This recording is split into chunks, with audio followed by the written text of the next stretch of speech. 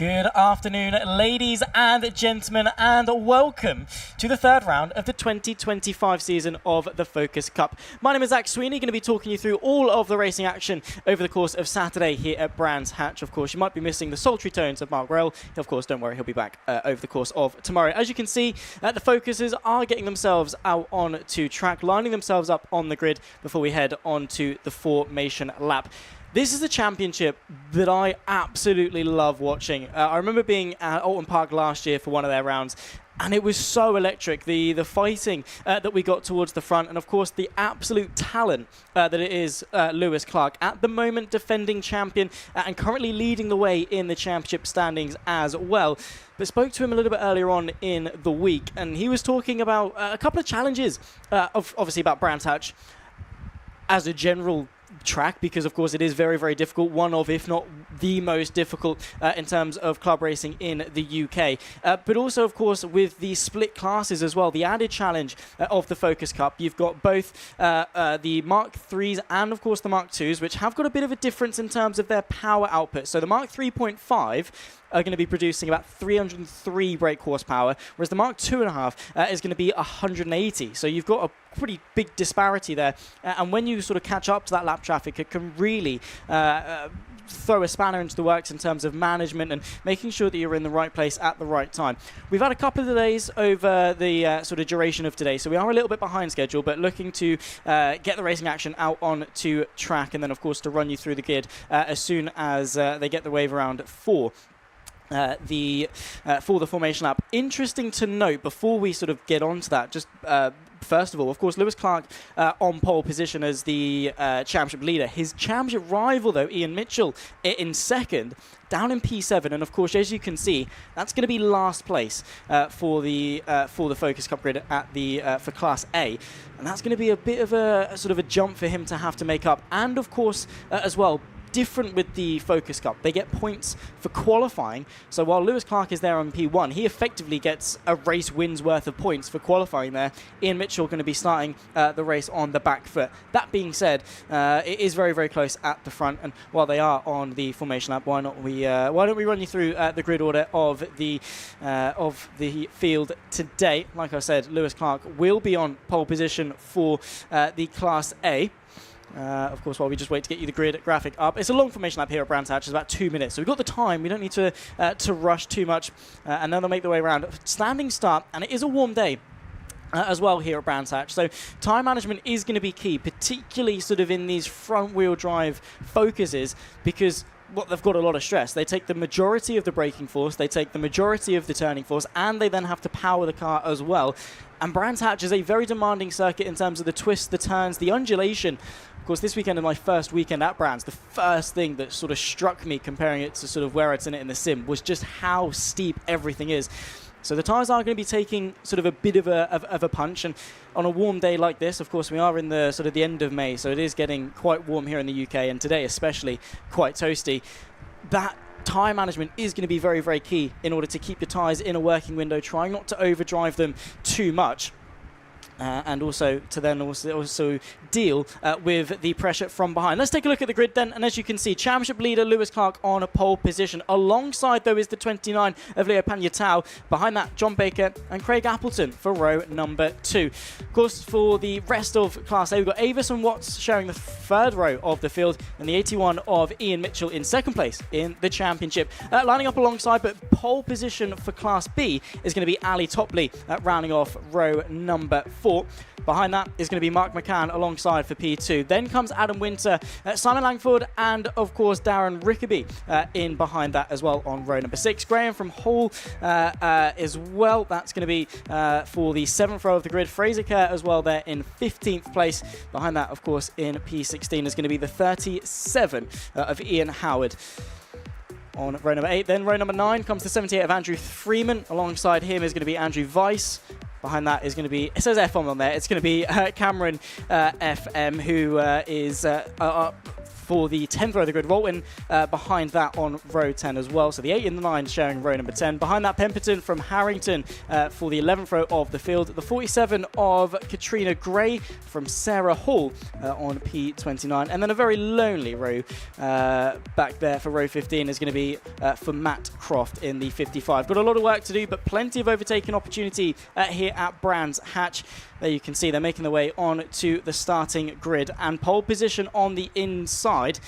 Obviously advantageous as it gives you the defensive line going into turn number 1 at Brands Hatch, which could work in favour of pole sitter Lewis Clark, but let's see how it happens. And of course the jump going to be very crucial, getting the clutch bite point right, making sure that everything is exactly where you want it to be. Of course, a couple of people taking a different stance. You can see there in the back the penultimate driver, Simon Watts, very aggressive in the way that he's pointing the car sort of aggressively to the inside, trying to get straight over there to get the best start possible, either to defend from Ian Mitchell or to try and attack Richard Avis in front of him. Waiting for the last couple of cars at the back of the field. 15 minutes on the clock for the first race of the day here at Brands Hatch. I'm going to be looking forward to getting the Focus Cup underway. The lights will come on, the lights will go off. The green flag, of course, waves at the back. It's Lewis Clark, our championship leader, on pole position. It's Panya Tau alongside. We go racing for the first race of the day here at Brands Hatch. A good launch from pole position then from Lewis Clark. He's able to hold station and keep that pole position towards turn number 1. Side by side in the background as well. That's going to be Craig Appleton versus John Baker towards Paddock Hill Bend for the first time. Dip down and up towards Druids. Lewis Clark largely unchallenged. It's the orange versus the apple going into Druids. Let's see who's going to win that particular exchange. The number 5 of Craig Appleton tries to go to the outside of Druids. Is that going to avail? Of course, the Class B's making their way through as well. Multiple cars going side by side. Looks a bit like Noah's Ark as we head up the hill now towards Graham Hill Bend for the first time, and moves being made as well. That's the number 10 of John Baker. Dropped down from 3rd place, trying to hang on then in the fight for the sort of podium place. Hangs on there in 3rd place. There's Surtees for the first time. So Baker goes around the outside of the number 5 of Appleton. And of course, trying to keep themselves honest and settle into this race as quickly as possible. 15 minutes around Brands Hatch doesn't give you a lot of laps, so you really have to be hitting the ground running very quickly in order to make the most of it. There's the 77 of Avis as well, heading into Hawthorns for the first time. We'll lose them for a little bit as we head through Westfield and then in towards Dingledale, but at the moment it is Lewis Clark from Panya Tau, Baker, Appleton and Avis at the top 5 for Class A. Then, of course, when it comes to Class B, we've got Mitchell from top lead. Mark McCann dropped back from 2nd place down to 3rd, so he's going to be looking to work his way forwards as the race goes on. We pick them back up, of course, as they run their way into the penultimate corner, and still not much of a challenge from Panya Tau. But at this stage of the race, does he really want to be going for the race lead? I mean, Clark is having to defend, and there is a slight little bit of a look. But right now, if they're working together, they're getting away from the rest of the field. They're working very nicely, building that gap, and it's going to be a much easier affair to win a 1v1 than it is when you start involving the likes of Baker and Appleton into this skirmish. So maybe we could see Panya Tau hold fire, or maybe he's going to say, not really, I want to be going into the race lead as soon as possible. Running quite close through Paddock Hill Bend and once more up the hill towards Druids, and Lewis Clark just parking the car in the middle of the circuit, sort of giving Panya Tau the choice. Do you want to go to the inside? Do you want to go to the outside? Which way do you want to go? Either way works fine for me. It's sort of that deterrent to the 29, and Clark able to stay in front for now. They descend to Graham Hill Bend, a very, very tricky corner. Of course, the dip down and, of course, having to sort of brake and turn at the same time. The combined G on the car makes it very, very difficult to hang on indeed. There is the 41 of Topley, our race leader in Class B in the Mark 2.5s. It looks, though, as he's got a pretty sizable gap, actually, back to Mark McCann, the 64 machine, who's now worked his way up into 2nd place in class. About 2.5 seconds adrift for the lead to 2nd. And then a further 2 seconds back to the 474 of Langford, who's up a place off the race start as well. So there's the gap, the 64, Mark McCann. Only a couple of car lengths. There's the 4, though. That's going to be Winter looking to go to the inside of the 474. That's the fight for the class podium. Inside line going into Hawthorns Bend. The 474 has a slight look to go to the outside, but to no avail on that particular occasion. Graham as well looking to get involved. So it's a mighty fight for the final place on the podium in Class B. Back to the lead fight for Class A, though. And look at how close Panya Tau is to Clark in front. Not quite close enough going into Clark Curve on this occasion, so another lap in the books, but this chasing pack in behind of Watts, Baker and Appleton. Watts actually having a sterling first sort of moment of this race, up 3 places from 6th place on the grid, now of course into the podium places. A couple of changes being made. A slight issue I think maybe for Clark. He's not showing up on the time screen. There he is. Maybe a transponder issue or something going on then with the number 1, because he is firmly still leading this race. There's the 23 going into Druids, having to go ever so slightly defensive is Watt versus Davis. Oh, sorry, of Baker. Avis is a couple of cars behind. That's going to be Appleton, then Avis there in 4th. With Ian Mitchell there in 5th as well. So not making the sort of the progress that he would have potentially wanted to early doors in this race. And of course, when it comes to a championship, fair enough. I mean, the championship at this stage is a bit more of a novelty than anything. We've only ticked off Donington Park and Silverstone thus far. This championship has got the likes of Brands Hatch, Snetterton, Alton Park, Croft, another trip to Donington later on in the year for the finale. So still a long way to go for the 2025 Focus Cup. And fair enough, you don't really worry too much about championship standings at this stage because, well, there's still plenty of season left to go, but it's still a concern. It's still something that when you get to the likes of Croft for the penultimate round and then Donington at the end of the year, that you start thinking, well, hang on, if I'd have just done myself a couple more favours back in Brands, I might be looking a bit more favourable to be in a championship fighting position. Side by side, the number 5 of Appleton trying to go to the outside of the 23 of Watts going into Stirling's Bend. Kicks up a bit of grass, side by side still. Bit of oversteer on the exit as well for Appleton. That still sees them draw side by side towards Clark Curve. I think Appleton just has got the measure, and indeed does, gets that position ahead of the 23 of Watts and through into what will be 4th place. Let's see how they break the beam. The 23 coming back though with the slipstream. Outside line towards Paddock Hill Bend. Going to be a very difficult move to pull off, and indeed does so. Breaks ever so slightly early, potentially to sort of go for a bit of a cutback, but not quite on that occasion. Appleton just able to keep the car sort of under wraps, under control, and seal that position quite nicely. Fastest lap of the race as well, just been brought in by Pan Yatao. He put in a 44.112, just over a 10th of a second quicker than the race leader Lewis Clark on that last lap. Here's a fight here as well, the 474. That's going to be Langford versus the 99 of Richard Hall.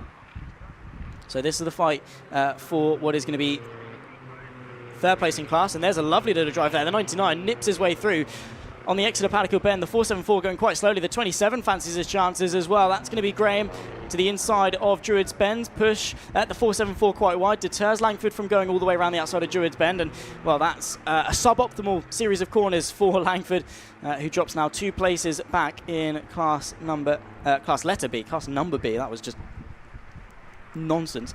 8 minutes and 30, so drawing closer to the halfway point of this race, and the 474 looks to go for a counter-attack to the inside of Surtees Bend, but to no avail. The way that you sort of take that corner, because it's so uphill, because you want that drive on the way towards Hawthorns, you have to take a quite late apex, which opens up the inside quite nicely for a sort of an eager look, but no one going for it on that particular occasion. Side by side going into Paddock Hill Bend, the 32.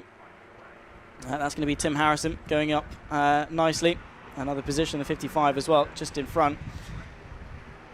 So drawing close to the halfway point of this race. And as things stand, it's Clark from Pan Yatao. Then comes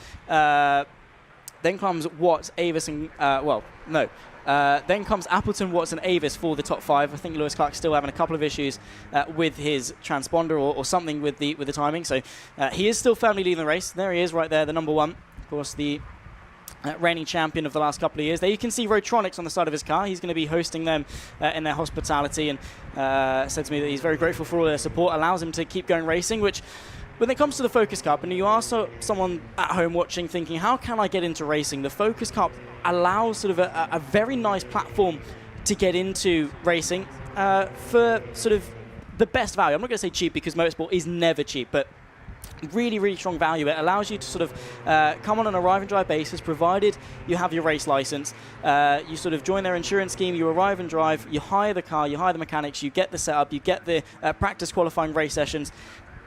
and you're not going to be entirely breaking the bank. If you can get a couple of sponsors behind you, you can go racing across the UK. And like I say, we go to some fantastic circuits. We tick off all of the big hitters in the UK this year in 2025. So any aspiring racing driver looking to sort of take that next step on their journey, the Focus Cup could well be the destination for you, especially with the two-tier system in the form of the Class A and Class B. I think we are starting to see the first bit of traffic start to come in. A few sort of blue flags coming into fruition. So a couple of slow cars towards the back end of Class B, maybe starting to be lapped by the front end of Class A, which is right here. Clark from Panyatau. Baker is a few seconds back, actually. You can see they're about 5.6 each time the timing updates as they break the beam. So these two are pretty much home free in order to go for a 1v1 skirmish at the front. And then there's the fight for third and fourth. Appleton in that green and black number 5 machine. Then, of course, the blue and darker blue of Baker just in front. That's the number 10. So that's the fight for the final place on the podium for the top 3. And, of course, points mean prizes. Like I said earlier, they get points for qualifying and points for their race position. So having a sort of a good collective across both of those is going to be very, very valuable in the championship hunt. 5.5 minutes left to go. Not really seen too much in terms of aggression thus far, but I think the closer we get sort of to the end of this race, particularly as in the cockpit it must be incredibly warm. Maybe that sort of fatigue or frustration or just being too hot could drive a couple of drivers to maybe be entice them to be a little bit aggressive towards the end of this race, especially sort of the likes of Panyatau and Clark at the front, who are going to be wanting to fight for the top positions. I'm very impressed with how close it's been for sort of Baker, Appleton, and then of course Watson, Avis in third and fourth and fifth and sixth. Yes, they're sort of now broken into two couples of cars as opposed to one long quartet, but they're keeping each other honest, and any battle between Baker and Appleton will very quickly turn that into a four-horse race. Bit of dust being kicked up though from the 77 of Avis. So going through Sheen and Dingledale, running a little bit wide. Very easy to do, of course, the blind apex right hand. You carry a lot of speed through. It's a very fast corner and kind of does tighten up on the exit. Couple that with a front wheel drive car, naturally going to sort of induce a bit more understeering. You're going to run yourself ever so slightly wide. Maybe, of course, running in so the slipstream slash not necessarily dirty air because they're in focuses, but running behind another car can be more difficult to spot your braking point. Can definitely open up the door for a couple more mistakes. Bit of a train of cars here. There's the 55. That's going to be Croft. He's got Hall in the 21 behind him as well. And Harrington, I think this is the fight at the back end of the field. So this is for P23, 24, and 5 overall. This is for 16th, 17th, and 18th in class. 21 through Bannock Hill Bend up towards Druids. Let's see, the 55 has to go defensive. The 21 looks to go to the right-hand side, just sort of dummying the move. A little bit too sort of aggressive, I think, maybe on the brakes, running ever so slightly wide through Druids. It's going to put him on the back foot in terms of going for an overtake. Nice to see these guys obviously learning their craft and building up their race ability, of course. Despite it, yeah, fair enough, being for maybe 16th overall in class, that's not maybe where you'd want to be, but every step is progress when it comes to racing, learning sort of that extra little bit of a niche or bit of experience that will go a long, long way. Track time is so invaluable when it comes to racing cars, that even if you're running towards the back, there is value to have just by being out on track. You learn something new about the car, you learn something new about the track that you didn't before, and that elevates you for your future races. Here's a battle as well towards the front end of the field in Class B. So it is looking very tight, not only for the front of Class A, but also, like I say, for Class B as well. 2.5 minutes left to go on the clock. There's the 77 of Avis, trying to close in onto the 23 of Watts. Of course, that orange, blue and white car versus the white car just in behind as well. So there they two are going into Paddock Hill Bend now. Trying to keep an eye on, of course, our leaders as well. And there's Ian Mitchell, who's not going to be having a very good day behind the wheel. Unfortunately, came into this round having won race 1 back in Silverstone, having put it P2 back in Donington Park for the first race of the season. And like I said, second place in the championship. Trying to close in, and fair enough, Lewis Clark is by no means an easy rival to go and beat, but would have liked to maybe be a little bit closer, potentially struggling with something on the car, tyres, setup, I remember Lewis Clark telling me that he had to sort of run his tyre pressures a little bit lower than he was expecting because of the heat. Of course, as the with the track being so hot, as the tyre is under that lateral load as it scrubs through the corners, that naturally will heat the tyres up, increase the tyre pressure. If your tyre pressure is already too hot, you're going to find yourself sliding around way too much, and especially towards the front end. You're going to have understeer at the front, and then obviously the rears are going to want to slide as well, so you're just going to have a bit of a pain to drive. It's never going to be too fun, and maybe that's something that Mitchell is struggling with at the moment. Of course, the Focus Cup, they've got a couple of races this weekend. We'll see them back out later on in the day, just before the feature race for GT Cup. So these guys got 2 races over the duration of Saturday, so plenty of time to sort of look over data, go back through and sort of find your footing. Less than a minute on the clock as we approach the final couple of laps of this race. Oh, and that is not supposed to be there. That is a green bumper. It's out in the middle of the track. Not on the race line, thankfully, but most definitely wasn't there at the start of this race. That is absolutely for sure. There are our race leaders. There's a car going slowly as well. That's a front right gone off for the 37. That's going to be Ian Howard. At the moment, we're running P11 in class at the time of whatever went wrong there. Is still rolling, but is on the exit of Druids there, and not in a very good position by any means. Still just able to sort of squat the car forward and roll it a little bit, but yeah, not at all what he would have wanted to see. So yellow flags will be being waved in that section of the circuit. 8 seconds left on the clock. And there is the 29er Panyatau. Where is Lewis Clark? Not showing up on the timer screens. Showing us going into the pit lane. So Panyatau, I think, will be our race leader. And through the Westfield complex towards Sheen and Dingledale for the final time in this race. The 29 machine, driven a fantastic race as well. Took pole at Silverstone and race 2 at Silverstone as well. And third in the championship, will be taking some good steps forward in terms of closing the gap to Ian Mitchell and Lewis Clark. Through Starlings and towards Clark Kerr for the final time. Panyatau, the 29 machine, has driven superbly, dealt with whatever went wrong with Lewis Clark, and really pressurised him towards the start. The first race of the day here at Brands Hatch, the Focus Cup, goes the way of Leo Panyatau, sees the checkered flag first and is victorious for race 1 of the Focus Cup, and that means he's on the double. A podium as well going the way of Baker, and Appleton as well seals the deal 2 and 3 with Watts and Avis coming home a little bit just after that as well. So very, very close to the top 5 in Focus Cup, incredibly. So only a couple of sort of seconds between each gaggle of cars, and the level of competition very, very strong. We had a 44.5, 44.2 for the top 2 on their last laps, 45.2 as well for Watts, 45.1 for Avis. So keeping each other honest, keeping each other very, very close indeed. In terms of Class B, the winner of that is going to go the way of Topley as well. So he's at the moment in P7. Mark McCann was able to work his way back through into 8th place overall and 2nd where he started. So the 41 will come across the line and will win in Class B as well. Although Mark McCann is the one leading the way in the championship, took pole in both race wins at Silverstone, was looking to sort of carry that form into today, but Ali Topley, with 2 second places in quali and race 1, fights back, takes the victory for Class B here at Brands Hatch for race number 1. Of course, we'll run you through the results as soon as we get them, as soon as they're confirmed on the timing screen, before we move on with the rest of the races for today. There is the 64, Mark McCann, just crossing the checkered flag line and securing that 2nd place in this race. Then comes Winter. That's going to be 9th place overall, 3rd place in class, and securing that podium.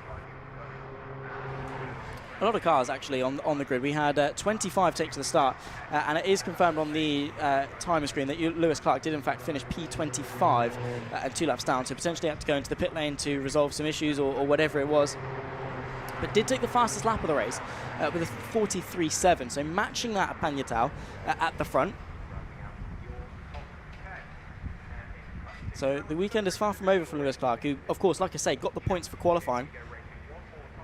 Wouldn't have gotten many points at all for race 1, but all on offer still for race 2 to come. And Lewis Clark is one of those drivers that will absolutely still be able to rise to the occasion and maximise the points all out of Brands Hatch. Of course, that's race 1 done in the books. We'll run you through the results then.